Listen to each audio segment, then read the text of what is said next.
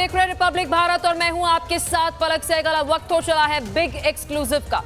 Big exclusive में आज बात करेंगे महत्वपूर्ण खबर की। सबसे पहले शो में बात होगी गोवा अग्निकांड के सच की। कैसे सिस्टम ने 26 लोगों की जान छीन ली, इस पर बहुत बड़ा खुलासा हुआ है। अवैध क्लब चलता रहा, डिमोलिशन का आदेश कागजों में दबा रहा और इकोसिस्टम जो पूरा जोन था, वहां पर इको सेंसिटिव जो जोन था, उसके नियमों को कुचलकर निर्माण होता रहा। शिकायतें आई और फाइलें दबा दी गई। कैसे, क्यों, किसकी मिली भगत से ये सब कुछ हुआ है, विस्तार से पूरी खबर आपके सामने रखेंगे। और इसके बाद बात होगी ऋषिकेश मर्डर केस की। अपराध की दुनिया के नाम विनय त्यागी की हत्या के बाद से एक के बाद एक खुलासे होते जा रहे हैं। मौत के बाद अब विनय की बहन ने गंभीर आरोप लगा दिए हैं। आरोप बहुत ही संगीन है और काले धन के लेन देन की ओर इशारा भी कर रहे हैं। क्या है मर्डर का 750 करोड़ रुपए का कनेक्शन, पूरा खुलासा विस्तार से करेंगे। विस्तार से पूरी खबर जो है वो आपको बताएंगे और इसके बाद दिखाएंगे क्या बांग्लादेश में हिंदू होना अब गुनाह बन चुका है। एक के बाद एक मर्डर, खामोशी और बांग्लादेश में जो हुक्मरान है वो चुप बैठे और कट्टरता का खुला खेल वहां चल रहा है। यूनिस और जहरीले मौलानाओं की जोड़ी पर आरोप है कि समाज को कट्टरता, नफरत के जहर से भरा जा रहा है। क्या वहां पर अल्पसंख्यक जो है वो निशाने पर हैं और ऐसे ही हालात चलते रहेंगे? यूनिस ने कैसे खुली छूट इन्हें दे रखी है, वो भी तस्वीरें आपको पड़ोसी मुल्क बांग्लादेश से दिखाएंगे। लेकिन सबसे पहले शुरुआत करेंगे पहली बड़ी खबर के साथ। गोवा अग्निकांड की मजिस्ट्रियल जांच में बड़ा खुलासा हुआ है। मार्च 2024 में क्लब का जो ट्रेड लाइसेंस है, बता दें आपको कि वो खत्म हो चुका था, लेकिन उसके बावजूद भी आप सोचिए कि वो क्लब चल रहा है, कोई कार्रवाई जो है वो नहीं हुई। इस बीच आपको बता दें CRZ उल्लंघन हुआ है। अवैध निर्माण की शिकायतें भी जो हैं वो दी गई थी। डिमोलिशन आदेश के बाद भी कोई कार्रवाई नहीं हुई। इको सेंसिटिव जोन इलाके में नाइट क्लब बना दिया गया था और ये बड़ी अपडेट आपको दे रहे हैं इस खबर से जुड़ी। ऑक्यूपेंसी सर्टिफिकेट के नाइट क्लब बनाया गया और स्थानीय पंचायत PCB GCZMA की गंभीर लापरवाही जो है वो सामने आई है। शिकायतों के बावजूद भी कोई एक्शन नहीं लिया गया और पंचायत ने NOC जारी कर दिया सेंसिटिव जोन होने के बावजूद भी। ये खबर पर बहुत बड़ी अपडेट आपको बता रहे हैं। जो स्थानीय प्रशासन है उसकी लापरवाही जो है वो सामने आई है। गोवा अग्निकांड आपको याद होगा, जब वहां पर वो फायरवर्क्स की तस्वीरें सामने आई, किस तरीके से पूरे क्लब में आग लग जाती है, कोई फायर सेफ्टी नहीं था। और अब बड़ा सवाल जो है वो खड़ा हो रहा है कि वहां पर क्या हुआ था। ये बड़ी अपडेट आपको दे रहे हैं। और गोवा अग्निकांड पर विस्फोटक खुलासा हुआ है, वो भी आपको बताते हैं। पहला खुलासा, ट्रेड लाइसेंस खत्म होने के बावजूद भी परिसर जो है वो सील नहीं हुआ था। दूसरा खुलासा आपको बताते हैं, सालों से वहां पर सिस्टमैटिक फ्लाईओवर जो है उसकी बात जो है वो सामने आ रही थी। और तीसरा बड़ा खुलासा, इको सेंसिटिव जोन था, सॉल पैन इलाके में निर्माण जो है वो किया गया, कोई एक्शन नहीं हुआ। चौथा बड़ा खुलासा, ट्रेड एक्साइज फूड सेफ्टी प्रदूषण बोर्ड की अनुमति, इसको लेकर भी बड़ा खुलासा हो रहा है। और पांचवा बड़ा खुलासा आपको बता दें, प्रशासनिक लापरवाही और मिलीभगत के प्रमाण भी मिले हैं। यानी कि इसमें बड़ी जानकारी ये सामने आ रही है कि जो ब्यूरोक्रेसी लेवल पर, पंचायत लेवल पर जो है परमिशन को लेकर जानकारी सामने आ रही है। मेरे सहयोगी जतिन इस पूरी खबर पर शुरू से ही बने हुए हैं। जतिन, क्या कुछ अपडेट है इस खबर पर? क्योंकि लगातार हम कह रहे थे कि एक्शन जो है वो लिया जाएगा, लेकिन यहाँ पर तो स्थानीय प्रशासन के ऊपर ही सवाल उठ रहे हैं। बिल्कुल, देखिए गोवा में जो अग्निकांड हुआ था 25 लोगों की मौत हुई थी और उसके बाद से ही मजिस्ट्रियल इंक्वायरी का सेटअप सरकार द्वारा किया गया था। 4 सदस्यीय टीम थी। इन्होंने इस पूरे मामले को इन्वेस्टिगेट किया और इन्वेस्टिगेशन में कई अब चौंकाने वाले खुलासे हो रहे हैं। 3 बड़े पॉइंट जो कि अभी आप भी अपने दर्शकों को बता रही थी, लेकिन उसमें सबसे महत्वपूर्ण यही है कि कैसे गवर्नमेंट ऑफिशियल्स की मिलीभगत और पंचायत की जो जिम्मेदारी थी उसको कहीं ना कहीं दरकिनार किया गया और उसी का ये नतीजा था कि क्लब के अंदर आग लगती है। और उसके बाद जब इन्वेस्टिगेशन की गई तो तमाम तमाम जो फैक्ट्स है, जो लापरवाही थी, वो साफ तौर पर निकलकर सामने आ रही है। इसके अलावा दो बड़ी बातें और थी कि कोस्टल रेंज जोन, जो लगातार हम अपने दर्शकों को बता रहे थे कि बिना लाइसेंस लिए वहां पर जो क्लब है वो संभवतः चल रहा था। और सबसे बड़ी बात कि कैसे पंचायत की जिम्मेदारी थी इस जमीन पे क्लब ना चले, उसको एक तरीके से अमल में लाना, लेकिन वैसा कुछ नहीं किया गया। पंचायत के अधिकारियों ने कई बार नोटिस भी जारी किया गया, डेमोलिशन को लेकर जो नोटिस है वो जारी किया, लेकिन किसी भी तरीके का अतिक्रमण हटाने का काम पंचायत के द्वारा नहीं किया गया। और यही कारण था कि रिपोर्ट में आखिरी में जो न्यायिक आयोग की टीम ने ये मेंशन किया कि सरकारी अधिकारियों की मिलीभगत इस पूरे कोस्टल रेंज में जो रेस्टोरेंट बने हैं उसमें उनकी बड़ी जिम्मेदारी है। और जिस तरीके से जतिन, बड़ा सवाल है कि गोवा जैसे राज्य में कोस्टल रीजन में परमिशन जो है वो चाहिए होती है, क्योंकि समुद्री वो पूरा इलाका होता है, वहां पे परमिशन कैसे मिल जाती है। बहुत शुक्रिया जतिन, आपने विस्तार से खबर पर जानकारी दी। नजर आप बनाए रखना, अपडेट हम आपसे लेते रहेंगे। और चलिए खबरों में आगे बढ़ते हैं। वक्त तो चला है दूसरी बड़ी खबर का।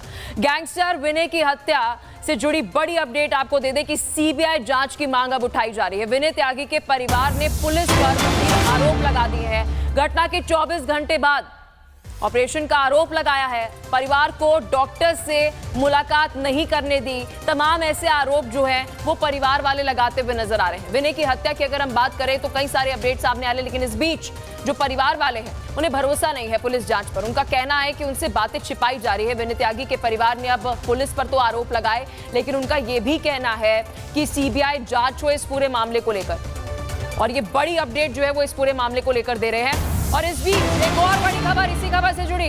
विनय की हत्या पर सोर्सेस से बड़ी जानकारी सामने आ रही है। सितंबर में प्रमोद के घर पर शराब पार्टी हुई थी और नशे में विनय को बता दिया गया था बैग का राज। ये बड़ी जानकारी आपको बता रहे हैं। लगातार सोर्सेस से कई जानकारियां सामने आ रही है। और अगले दिन विनय ने ड्राइवर संग चोरी की थी और विनय रुपए से भरे बैग लेकर भाग गया था। 8 या 9 सितंबर की ये पूरी घटना बताई जा रही है जब ये पार्टी हुई थी। 24 दिसंबर के दिन इसी हॉस्पिटल में विनय त्यागी को लाया गया था, क्योंकि विनय त्यागी को 3 बुलेट लगी थी। परिवार वाले अब फिलहाल जो है सीबीआई जांच की मांग कर रहे हैं, क्योंकि उनका कहना है कि सोची समझी साजिश के तहत ही विनय त्यागी की हत्या की गई है। दरअसल आपको मामला बता देते हैं कि 24 दिसंबर के दिन गैंगस्टर विनय त्यागी को हरिद्वार लक्सर इलाके से कोर्ट में पेशी के लिए ले जाया जा रहा था। जब पुलिस की गाड़ी लक्सर इलाके में फ्लाईओवर पे पहुंचती है तो वहां पे 2 बदमाश जो थे घात लगाए बैठे थे, पिस्टल निकालते हैं और पुलिस टीम की गाड़ी पे जो है ताबड़तोड़ फायरिंग करना शुरू कर देते हैं, जिसमें बताया जा रहा है कि 1 से 2 पुलिसकर्मी घायल हुए हैं और दूसरे विनय त्यागी को 3 गोलियां लगी थी, जिसके बाद उनको जो था ऋषिकेश के इसी एम्स अस्पताल में लाया गया था। लेकिन परिवार वालों का यह आरोप है कि 24 घंटे बाद जो है जो ट्रीटमेंट मिलना चाहिए था पहले, वो 24 घंटे बाद जो है इस हॉस्पिटल में विनय त्यागी को दिया गया। लेकिन सवाल जो है वो खड़ा होता है पुलिस की कस्टडी पे, क्योंकि पुलिस की कस्टडी में किसी भी आरोपी को आप कोर्ट या फिर जेल तक लेकर जाते तो पुलिस की जिम्मेदारी रहती है कि उस आरोपी को सही सलामत उसकी मंजिल तक पहुंचाना। लेकिन पुलिस कस्टडी के दौरान ही बदमाश जो है आते हैं, फायरिंग करते हैं, जिसमें विनय त्यागी की कुछ दिनों बाद हॉस्पिटल में इलाज के दौरान मौत हो जाती है। और इसी बीच एक और बड़ी खबर सामने आ रही है। 15 सितंबर को देहरादून में चोरी की एफआईआर लिखी गई थी। नेहरू कॉलोनी थाने में मामूली चोरी की एफआईआर जो है वो लिखी गई थी। ये बड़ी अपडेट आपको इस खबर से जुड़ी दे रहे हैं। पुलिस ने विनय उसकी पत्नी को हिरासत में उस वक्त लिया था 26-27 सितंबर की रात गाजियाबाद से हिरासत में लिया गया था। ये बड़ी अपडेट खबर पर आपको दे रहे हैं। विनय की निशानदेही पर कुछ बैग भी बरामद किए गए थे पुलिस की तरफ से। बैग से सोना, कैश, प्रॉपर्टी के डॉक्यूमेंट्स भी मिले थे और साथ ही साजिश के तहत विनय की हत्या कराई गई है, परिवार का यह आरोप है। और हालांकि इन सभी आरोपों पर पुलिस इन्वेस्टिगेट कर रही है कि सिलसिलेवार तरीके से जो पूरी टाइमलाइन आपको हम समझा रहे हैं, पुलिस इस पूरे मामले को इन्वेस्टिगेट कर रही है। लेकिन परिवार वालों की बात करें, परिजनों की बात करें तो वो आरोप लगा रहे हैं कि साजिश के तहत हत्या जो है वो कराई गई है। पुलिस सही तरीके से जांच नहीं कर रही है। 750 करोड़ का पूरा मामला जो है ना, उसकी भी तस्वीरें जो है वो लगातार आपको दिखा रहे हैं कि किस तरीके से ऋषिकेश में अभी इस पूरे मामले को लेकर इन्वेस्टिगेट जो है वो हो रही है।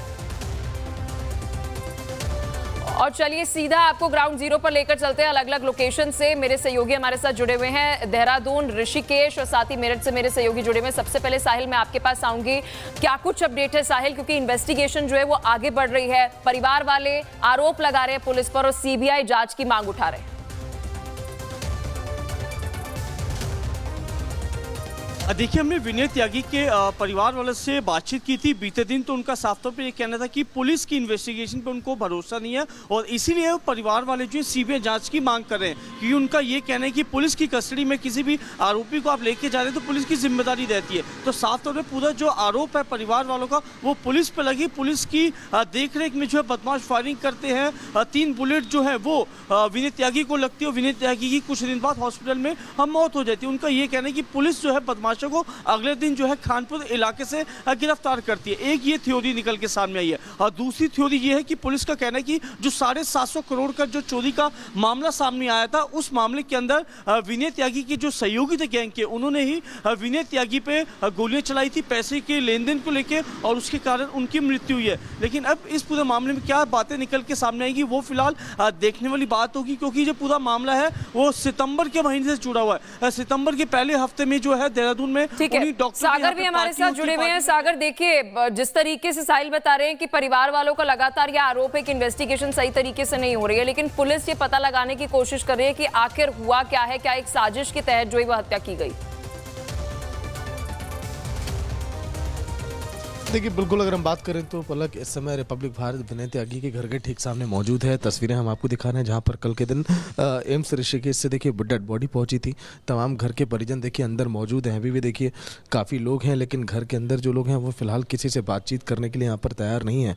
उनका कहना कि अभी फ़िलहाल 2 से 4 दिनों तक वो जो है इसी तरह से अभी अपने आप को कैद रखेंगे। आने वाले समय में हो सकता है कुछ जानकारियाँ दें, लेकिन बड़ी बात यह है कि जिस तरह से विनय की बात करूँ, पुत्री ने, उनकी बहन ने तमाम बातों की जानकारी दी, लापरवाही का आरोप लगाया कि यहाँ पर पुलिस की कार्यशैली पर भी कई सारे सवाल खड़े हुए हैं। अब ऐसे में आखिर जो सवाल खड़े हुए हैं उसकी जाँच अभी की जा रही है। 750 करोड़ का देखिए समय जिक्र किया जा रहा है कि आखिर वो कहाँ गया, क्योंकि ठेकेदार के बीच, विनय त्यागी के बीच कहा जा रहा है कि पुरानी यहाँ पर दुश्मनी थी और इन्हीं सबको देखते हुए जो है ये पूरा देखिए इस घटनाक्रम को अंजाम दिया गया। आखिर वो पैसे कहाँ गए, लूट के देखिए जेवरात वो कहाँ गए, वो तमाम कागजात कहाँ गए, जो तमाम आरोप देखिए यहाँ पर लगाए गए हैं विनय त्यागी की बहन की तरफ से। अभी इसकी जाँच की जा रही है, लेकिन पुलिस की जब इन्वेस्टिगेशन जैसे जैसे आगे बढ़ेगी कई सारे राज देखिए अभी सामने आएंगे। रतन, 750 करोड़ का जो जिक्र हो रहा है उसका एक पूरा जो ट्रेल है, क्या वो सामने आया है, कोई एक कनेक्शन जो है वो सामने आया है? क्योंकि लगातार अगर हम बात करें कि आरोप जो है वो बहन की तरफ से लगाए जा रहे हैं कि 750 करोड़ रुपए का सच जो है वो दबाया जा रहा है।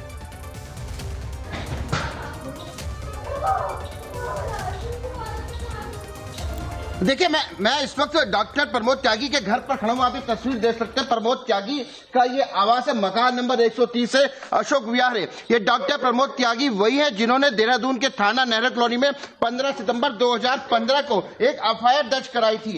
इन्होंने एफआईआर दर्ज कराई थी कि उन्होंने बताया था कि अशोक विहार में मैं रहता हूँ। 6 सितंबर 2025 को इसी घर से, इसी मकान में यहाँ पर एक कार खड़ी थी, एक गाड़ी खड़ी थी। उस गाड़ी का नंबर अगर मैं कहूंगा अपने सिगो की कैमरा ऊपर घुमाए, इस घर के अंदर की अगर मैं आपको तस्वीर दिखाना चाहूं, आप ये पूरा घर देख सकते हैं। प्रमोद त्यागी का ये घर है और इस घर के अंदर यहाँ पर कार खड़ी थी। 6 सितंबर 2025 को उन्होंने बताया था कि उनके मित्र की गाड़ी थी UP 80 EP 2424 में किसी जरूरी काम से जाना था।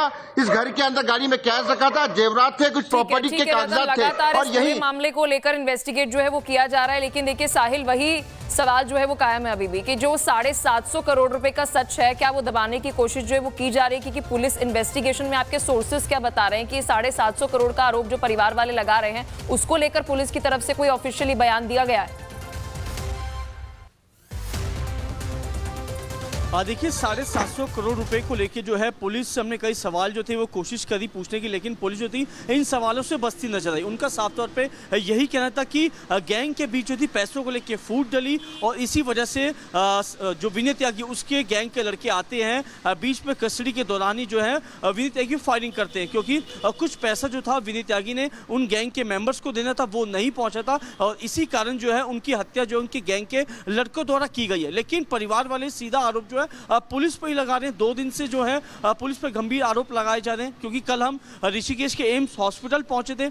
हमने परिवार वाले से मिलने की कोशिश करी थी, लेकिन पुलिस का जो काफ़ी सुरक्षा व्यवस्था वहाँ पे काफ़ी ज़्यादा था, इसीलिए परिवार से मुलाकात नहीं करने दी। और परिवार वालों का साफ एलिगेशन पुलिस पे ही है कि पुलिस की मिलीभगत से ही जो है ये पूरी जो है विनीत त्यागी बिल्कुल अब देखने वाली बात होगी कि क्या इस केस को ट्रांसफर जो है वो किया जाएगा। बहुत शुक्रिया आप तीनों का, विस्तार से आपने खबर पर जानकारी जो है वो दी है और खबर पर नजर आप बनाए रखिएगा। आपसे अपडेट हम लेते रहेंगे। और चलिए इस बीच आपको विस्तार से जानकारी देते हैं कि विनय की हत्या के पीछे कौन सी साजिश जो है वो नजर आ रही है। सबसे पहले बात जो है वो हो रही है कि ठेकेदार का कैश और सोना होने का दावा जो है वो किया जा रहा है। विनय के साथ साथ आपको बता दें कि ठेकेदार की पुरानी दुश्मनी जो है वो भी बताई जा रही है। ईडी को कार सौंपना चाहता था विनय, और इसके साथ ही आपको बता दें चोरी के आरोप में विनय की गिरफ्तारी जो है वो हुई थी। इससे पहले जो सितंबर का पूरा मामला हम आपको समझा रहे हैं, 750 करोड़ की संपत्ति के लिए जो है हत्या कराई गई है, ऐसा परिवार वालों की तरफ से आरोप लगाया जा रहा है। पूरा मामला इस रिपोर्ट में समझिए।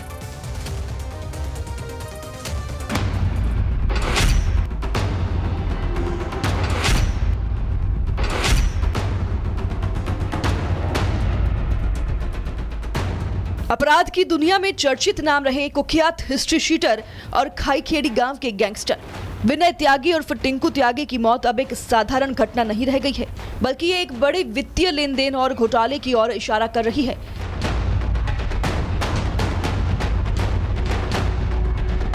शनिवार सुबह एम्स ऋषिकेश में इलाज के दौरान विनय त्यागी की मौत हो गई।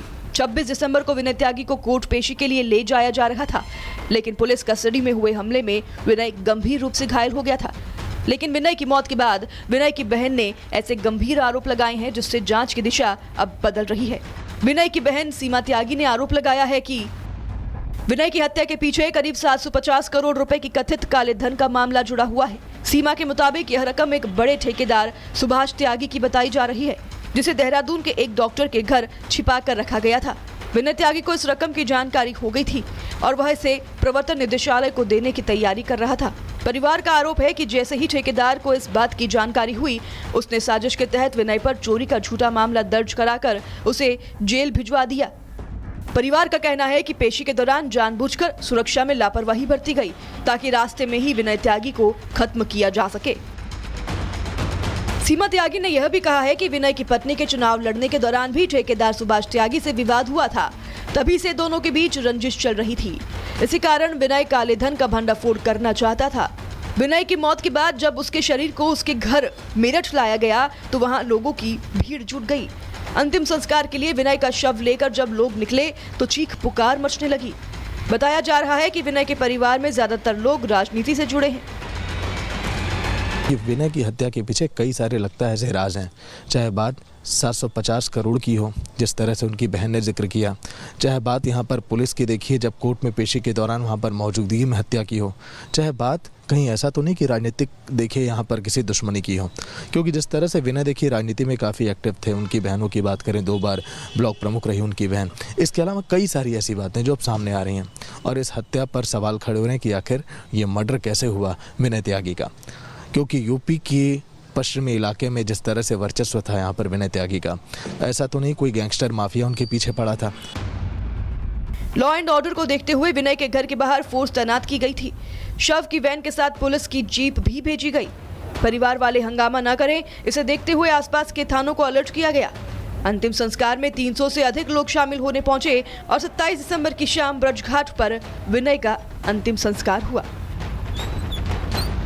कि आखिर जो तमाम पुलिसकर्मी सुरक्षा में लगे हुए थे, आखिर कैसे जब कोर्ट में पेशी होने उनकी वाली थी तो आखिर कैसे उनकी वहां पर मौत हो जाती है गोलियों से भूनकर।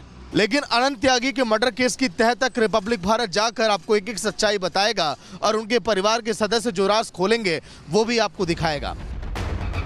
परिवार का पॉलिटिकल कनेक्शन और बहन सीमा के गंभीर आरोपों ने इस हत्या के पीछे की कई कड़ियों को जोड़ना शुरू कर दिया है। जांच की दिशा भी बदलने लगी है। हत्याकांड में सुभाष त्यागी का नाम आने के बाद अब वो भी जांच के घेरे में है। अब देखने वाली बात ये होगी कि सीमा के आरोपों के बाद कितने और राज खुलने बाकी हैं। Bureau report, Republic Bharat.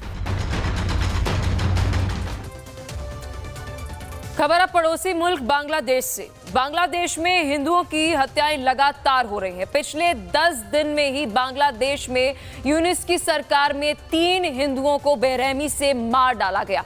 Bangladesh में एक और हिंदू की हत्या हो गई। तालाब में कामदेव का शव मिला है। गुरुवार से लापता था कामदेव और उसके बाद बांग्लादेश के हबीबगंज में आपको बता दें कि ये घटना हुई है। कामदेव के गले पर चोट के निशान भी मिले हैं। पुलिस ने शव को पोस्टमार्टम के लिए भेज दिया है।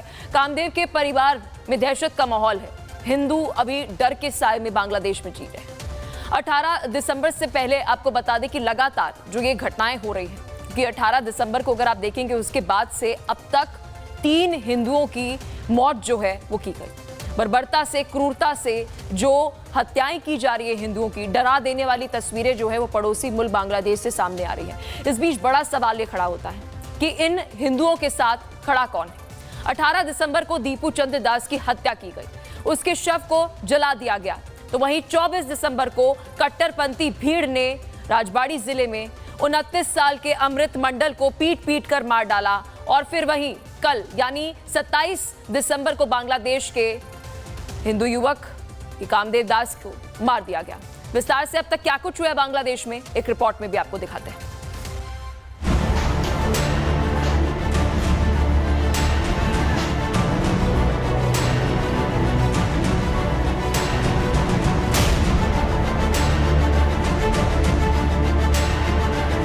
क्या बांग्लादेश में हिंदू होना गुनाह है?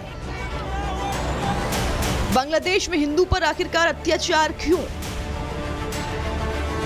यूनुस सरकार में कट्टरपंथियों का राज आखिर कब तक चलेगा?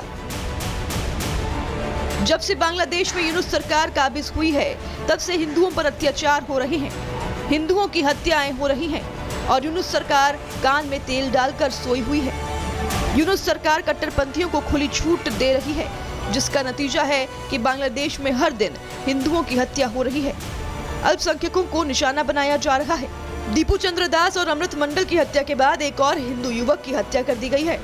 ये तस्वीर है कामदेव दास की, जिसकी बेरहमी से हत्या कर दी गई। गुनाह सिर्फ इतना था कि ये युवक हिंदू था। कामदेव पिछले कई दिनों से लापता था और एक हफ्ते के बाद उसकी लाश तालाब से मिली।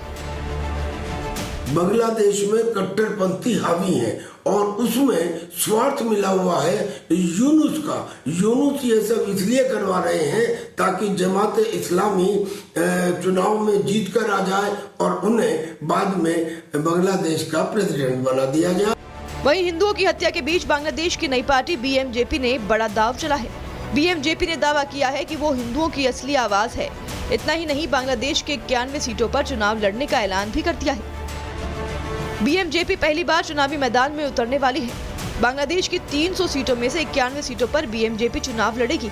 इतना ही नहीं, बीएमजेपी 40 से 50 सीट जीतने का दावा कर रही है। मोहम्मद यूनुस की सरकार में कट्टरपंथी भरे पड़े हैं। जमात इस्लामी, अंसारुल बंगला, जमातुल मुजाहिदीन और ये सब एंटी इंडिया सेंटीमेंट के साथ में काम करते हैं। ये मोहम्मद यूनुस की और उनकी सरकार की विफलता है। अब भले ही बीएमजेपी कुछ भी दावा कर ले, लेकिन हकीकत यही है कि बांग्लादेश में हिंदुओं के खिलाफ कई हमले हो चुके हैं। इन हमलों में मंदिरों, घरों और अल्पसंख्यकों की दुकानों को नुकसान पहुंचाया गया है। यूनुस सरकार जब से सत्ता में आई है तब से 3000 से ज्यादा हिंसा की घटनाएं हुई हैं। इतना ही नहीं, कम से कम 50 हिंदुओं की हत्या हो चुकी है। महिलाओं के खिलाफ दुष्कर्म के 20 से ज्यादा मामले दर्ज हो चुके हैं, जबकि कट्टरपंथियों ने हिंदू मंदिरों पर 133 बार हमले किए हैं। बांग्लादेश में हिंदुओं पर अत्याचार रुकने का नाम नहीं ले रहा है। कभी किसी हिंदू की हत्या कर दी जा रही है तो कभी किसी हिंदू के साथ अत्याचार हो रहा है और यूनुस सरकार मुखदर्शक बनी हुई है। ऐसे में सवाल पूछा जा रहा है कि क्या बांग्लादेश में हिंदू होना गुनाह है? Bureau report, Republic Bharat. और चलिए अब आपको समझाते हैं कि बांग्लादेश में हिंदुओं पर कब कब हिंसा हुई। सबसे पहले 2024 की बात करते हैं। वारदातें 2000 रही, मौतें 30 से ज्यादा रही और अगर हिंदुओं की बात करें तो हिंदुओं की धरोहर और मंदिरों को भी निशाना बनाया गया, उनके घरों को भी निशाना बनाया गया। 2025 का जिक्र करते हैं, कुल वारदातें जो हैं वो 258 रही, मौतों की संख्या जो है वो 27 रही। ज्यादातर मॉब लिंचिंग की घटनाएं जो है वो सामने आ रही थी। बांग्लादेश में जहां एक तरफ हिंदुओं की हत्या की जा रही है तो वहीं दूसरी तरफ इनको आईना दिखाने वाले के साथ अभद्रता की जा रही है। पाकिस्तान की क्रूरता की याद दिलाने वाले स्वतंत्रता सेनानी तक को नहीं छोड़ा गया। प्रसिद्ध स्वतंत्रता सेनानियों में से एक अब्दुल हई कानू को कट्टरपंथी जमाते इस्लामी पार्टी के सदस्यों ने पीटा, जिसकी तस्वीरें जो हैं वो बांग्लादेश से सामने आ रही हैं। इस रिपोर्ट में देखिए पूरा मामला।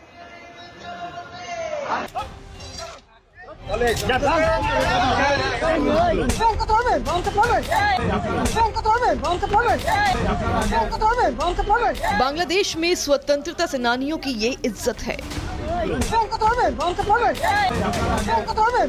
यूनुस सरकार में आजादी दिलाने वाले को ऐसे नवाजा जा रहा है। देश के लिए खून पसीना बहाने वालों को ऐसा सम्मान मिल रहा है।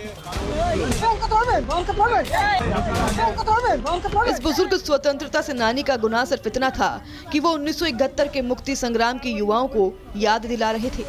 लेकिन बांग्लादेश में कट्टरपंथियों की ऐसी हवा चली है कि लोगों का जीना दुभर हो गया है। कट्टरपंथियों को जो मन कर रहा है वो कर रहे हैं। बताया जा रहा है कि बुजुर्ग स्वतंत्रता सेनानी को थप्पड़ मारने वाला कोई और नहीं बल्कि उस्मान हादी का समर्थक था। उस्मान हादी वही कट्टरपंथी नेता है जो युवाओं को बरगला रहा था, उन्हें धर्म के नाम पर भड़का रहा था और फिर उस्मान हादी उसी कट्टरपंथ विचारधारा का शिकार हो गया। बताया जा रहा है कि उस्मान हादी को कट्टरपंथी ग्रुप ने ही हत्या करके मरवाया था।